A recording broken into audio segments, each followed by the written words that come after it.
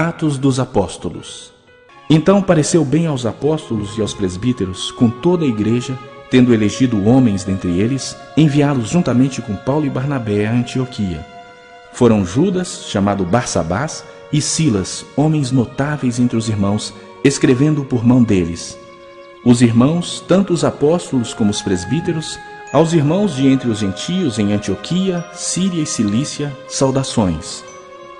Visto sabermos que alguns que saíram de entre nós sem nenhuma autorização vos têm perturbado com palavras, transtornando a vossa alma, pareceu-nos bem, chegados a pleno acordo, eleger alguns homens e enviá-los a vós outros com os nossos amados Barnabé e Paulo, homens que têm exposto a vida pelo nome de nosso Senhor Jesus Cristo.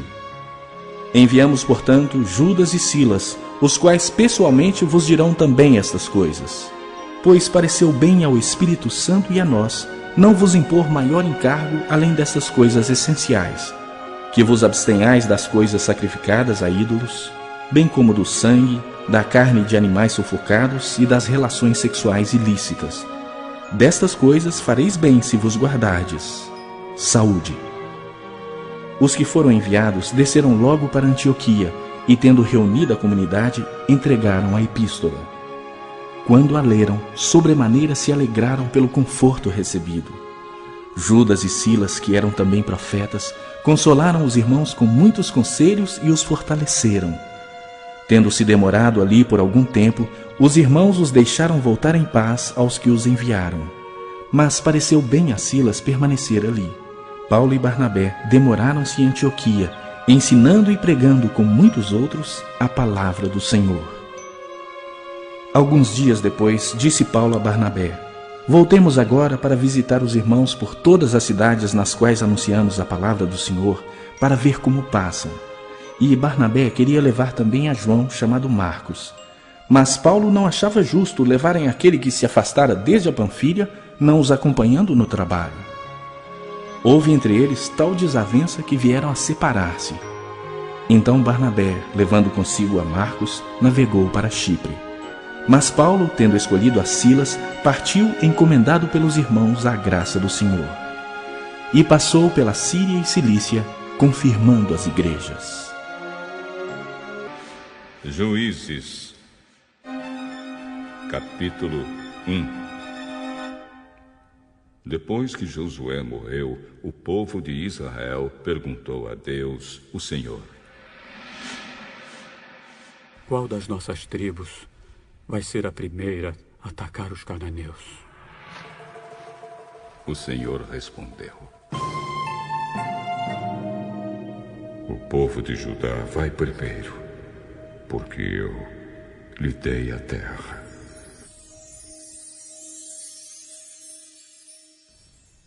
Então o povo de Judá disse ao povo de Simeão: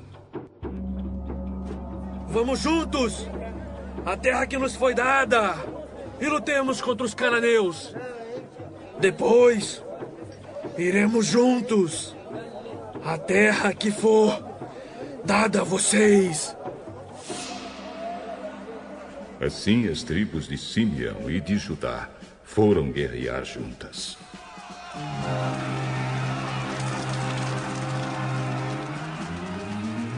E o Senhor Deus lhes deu a vitória sobre os cananeus e os perizeus. E eles mataram 10.000 homens em Bezeque. Nesse lugar encontraram Adoni-Bezeque e lutaram contra ele. E eles derrotaram os cananeus e os perizeus. Adoni-Bezeque fugiu. Mas eles o perseguiram e prenderam. E cortaram os polegares das suas mãos e os dedões dos seus pés. Então Adoni-Bezeque disse: eu mandei cortar os polegares das mãos e os dedões dos pés de 70 reis, e eles apanhavam migalhas debaixo da minha mesa. Agora, Deus fez comigo o mesmo que eu fiz com eles. Então levaram Adoni-Bezeque para a cidade de Jerusalém e ele morreu ali.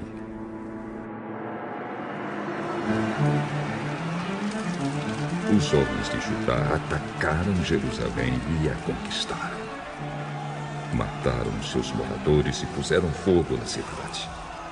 Depois foram lutar contra os cananeus que moravam nas montanhas, no deserto do sul e nas planícies de Judá. Também atacaram os cananeus que moravam na cidade de Hebrom, que antes era chamada de Kiriat Arba. E venceram Sesai, Aimã e Talmai, que eram filhos de Anak. Dali marcharam contra os moradores de Debir, que também era chamada de Kiriat Sefer. Então Caleb disse: Eu darei a minha filha Axa em casamento ao homem que conseguir tomar Kiriat Sefer.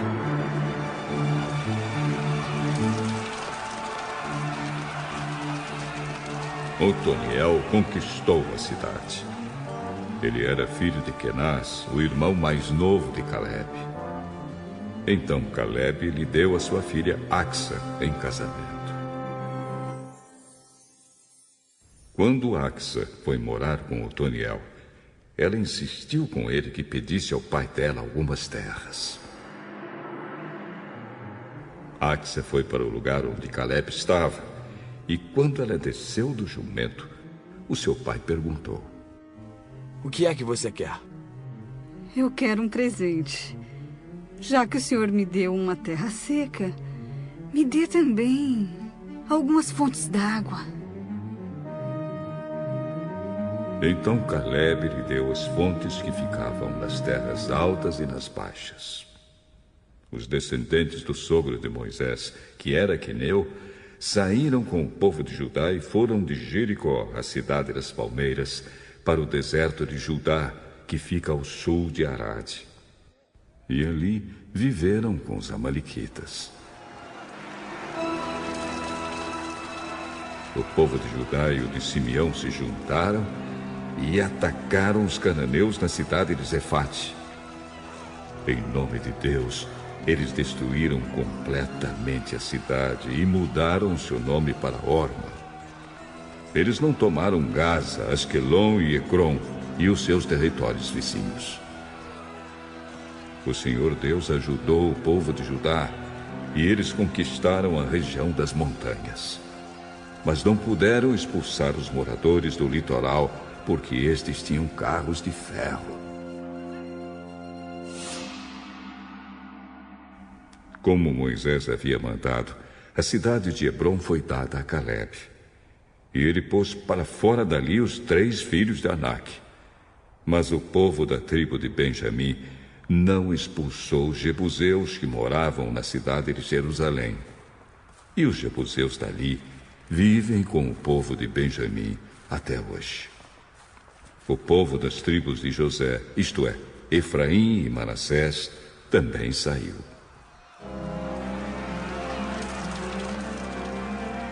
Eles atacaram a cidade de Betel, que antigamente era chamada de Luz, e o Senhor os ajudou. Eles mandaram espiões à cidade.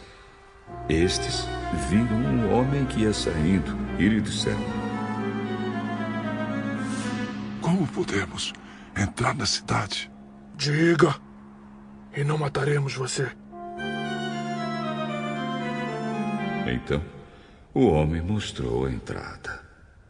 Eles entraram e mataram todos os moradores da cidade, menos aquele homem e toda a sua família.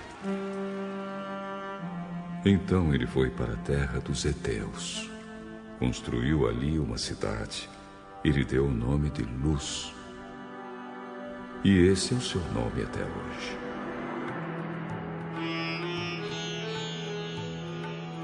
A tribo de Manassés não expulsou o povo que morava nas cidades de Bet-San, Taanak, Dor, Ibleão, Megido e nos seus povoados. Os cananeus continuaram a viver nelas. Quando os israelitas ficaram mais fortes, obrigaram os cananeus a trabalhar para eles, mas não expulsaram todos. A tribo de Efraim não expulsou os cananeus que moravam na cidade de Gezer, e assim os cananeus ficaram vivendo ali com eles.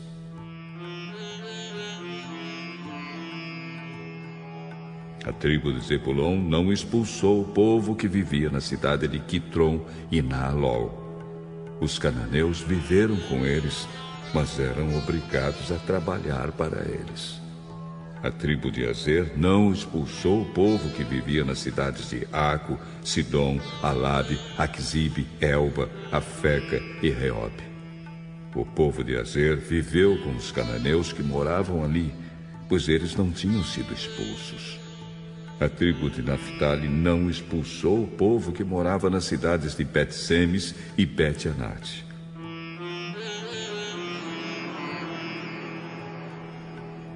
Os cananeus viveram com o povo de Naphtali, mas eram obrigados a trabalhar para eles.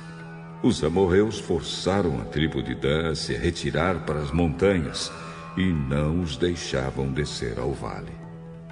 Os amorreus ficaram vivendo nas montanhas de Eres e Aisjalon e em Saalabim. Mas o povo da tribo de José os dominou e os forçou a trabalhar para eles. As terras dos amorreus começavam na subida do Escorpião e em Sela e iam na direção norte.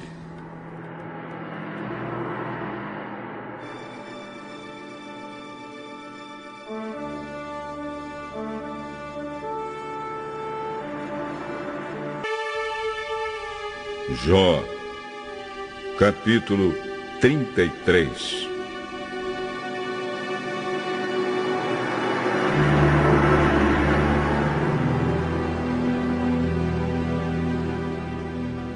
Por isso, Jó, escute as minhas palavras e preste atenção em tudo o que vou dizer. Estou pronto para começar e vou falar o que penso. Darei a minha opinião com franqueza. As minhas palavras serão sinceras, vindas do coração, pois foi o Espírito de Deus que me fez, e é o sopro do Todo-Poderoso que me dá a vida. Responda-me, se for capaz. Prepare-se para discutir comigo. Para Deus, você e eu somos iguais. Eu também fui formado do barro. Por isso, não tenha medo de mim. A minha intenção não é esmagar você. Creio que ouvi você dizer o seguinte: não sou culpado, não fiz nada de errado, estou inocente, não cometi nenhum pecado. É Deus quem inventa motivos para me atacar. Ele me trata como se eu fosse o inimigo.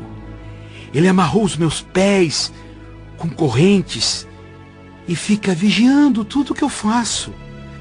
Mas eu lhe digo que você não tem razão, pois Deus é maior do que as criaturas humanas. Por que você acusa Deus, afirmando que Ele não dá atenção às nossas queixas? Deus fala de várias maneiras, porém nós não lhe damos atenção. De noite, na cama, quando dormimos um sono profundo, Ele fala por meio de sonhos ou de visões. Deus fala aos nossos ouvidos e os seus avisos nos enchem de medo. Ele fala com a gente para que deixemos de pecar e para que não nos tornemos orgulhosos.